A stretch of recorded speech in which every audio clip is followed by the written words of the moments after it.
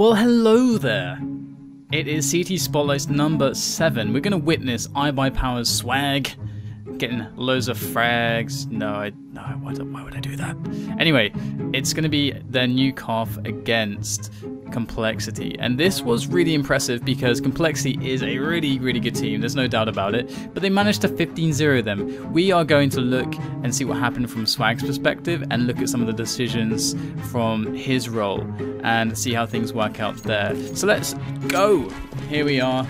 It's going to be the pistol round. We're going to see Swag making his way to main. And main, CD main is a really good position to get information. It's a very important position for that fact as well. Information is, of course, important on every single map in Counter-Strike and every single game of Counter-Strike. That's what it's about, the information battle. But it also, this position gives Swag loads of mobility. We're going to see him dropping down to the vents. Look at how he aims towards the left, takes a couple shots, underhanded flashbang, creates a one-on-one, and then the other guy just decides to get the hell out of there. Good decision, other guy. I agree. Swag is dangerous. Swag's going to go up and get himself killed though, but overall that was a really nice play. And almost, really, it looks quite rehearsed as well. So it's a nice little tip there. And we can see, you know, when you don't have someone who's dedicated outside, the main guy gets the information that the yard guy otherwise would get, and he's able to react by dropping down to cover secret and spot from the vents. So really strong overall. Now, round number 2, it is an anti-eco, and of course the Famas, because you don't want to get SMGs, they perform not so well against pistol armor, which is what every single team does when they lose that first round on the T side. Pistol armor, because they have to eco twice anyway, and the SMGs do not perform well against that. And this is the meta game, for sure. So Swag just keeping it real over at the vents. Again, a great position. He's got support from above from Steel. And also, you know, his team are just keeping the ranges long. We can actually see, I think, AZK, you know, over towards Heaven as well on the outer catwalk area. So they have really the whole map under lock. Swag's going to stay put though, even though he could go through and push lobby from that position. He actually is stepping outside, and you know, all through the fact that he didn't try to, you know, take a peek in lobby. He didn't need to. You know, his teammates had an idea what was happening there. So you know, he was just there to make sure that all of outside was, you know, taken care of, and he did that. He did that very well. So here we go into the next round, and we're pretty much jumping into what is a 4-kill from Swag. He hears, I mean, this is not rocket science, right? He hears all the stepping on silos, so do his teammates. So he just has to wait and just execute here.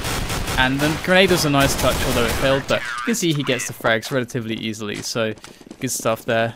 Although, CZ is now nerfed. Yeah. Back to the P250.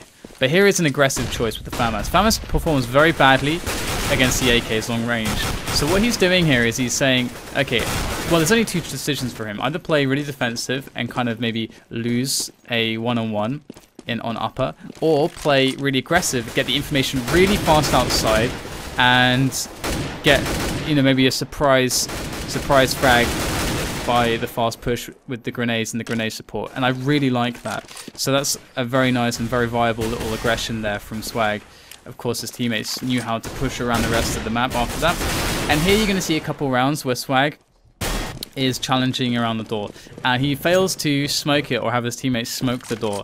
And this, you know, you can see Hiko is punishing him for this. This is one of the biggest dangers for the guy who's playing main. It's the peek from hut and it's the peek from door. Door is basically a free peek. You just blow up the door or you shoot a few bullets through it. You can see Hiko's position is actually amazing to actually try to get picks there. But now we're seeing iBuyPower actually mixing it up a little bit. We're seeing Swag on Dogwalk here, which is the above main side of catwalk.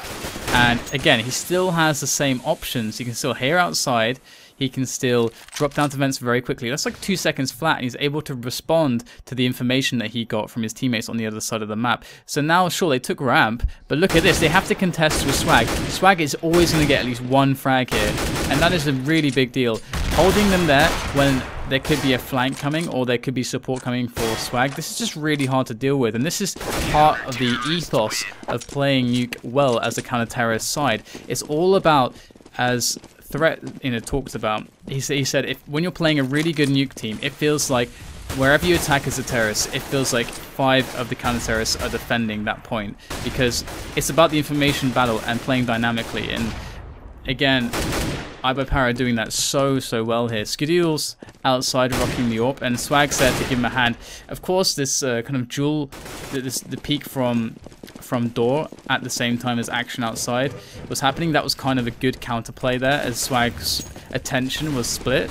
Although perhaps he should have been a bit more focused on door, or at least less, you know, less visible. Either way, we're seeing again the quick push on ramp. His teammates don't die, they fall back, and now they can just wrap around complexity. You're slowly making their way down towards this B-bomb site. But are they going to get that bomb down? There is no chance whatsoever. Look, his teammates are all over this, and you know, Swag, he gets down again. This time 2 players, but he gave his team so much time to react, and he cut down the push very effectively from a very good position. And if you use all your nades getting into the ramp, it's going to be very hard to deal with Swag in that spot. So now he's mixing it up a little bit more. You know, they have the Molotovs going in here, and when you get this kind of a lead on in any situation, the idea is when you get ahead. Okay, this is the famous Artosis quote, right? What do you do when you get ahead? You get more ahead. That is the ethos. And again, oh, I used that word twice now. God damn it. Either way, great little pop flash there. Catch the guy on the roof. So that's something you can copy as well. But the idea is that you can now use this buffer of rounds that you have, this big round lead, and this big economy lead to be risky. You can just be really risky because they can't force you to an eco. Your little aggressive risk might lose you a round or two, but ultimately, if you get a round or two, their team is going to lose. You get to the next half and their team is just lost. You're taking risks in very smart spots, and that's what it's about. And if we go to a cooler quote now, for all you Quakers, or people aware of the Quake scene, it's all about knowing when to be aggressive and when not to be aggressive. So we can see Swag actually moving into hut here, trying to get some information, playing a little bit more aggressively. iBuyPower have been giving a lot of respect to the skills and capabilities of complexity, and that's why we're only seeing the aggression really coming in now. The other time we saw just a fast, hard aggression without concern for what the opponents were doing was when Swag on the 4th round rushed with the Famas. But I feel like that is a very nice little move to try to break the economy very early on for complexity by taking down a couple players and giving them a good chance. But here we see a really nice little further smoke there. So he pushes through the smoke. He throws the smoke and pushes through it. That's a really nice move because once, you know, if he does get one frag like he did, he weakens the push and then they get to the smoke and they're like, oh shit, now what? We don't know what's behind that smoke. So unless they have grenades, it's even still risky, even if they throw flashes and push themselves through that smoke. So that's a really interesting and innovative play there from Swag, something that I have not seen before. Like, I would love to see that more. And again, you can see this sheer coverage here that he has on outside. I have no idea what Sean Garris was saying there, but definitely, I think iBuyPower did a really good job of just playing dynamically and reacting. Also playing quite safe as well in many respects. And I love how they put a huge emphasis on keeping themselves, you know, very tight to the upper site, and you know, using the vents and survival as much as possible. So there you go, guys. I hope you enjoyed it. That was episode 7. Subscribe for episode 8. It's going to come out soon, and I'll see you then.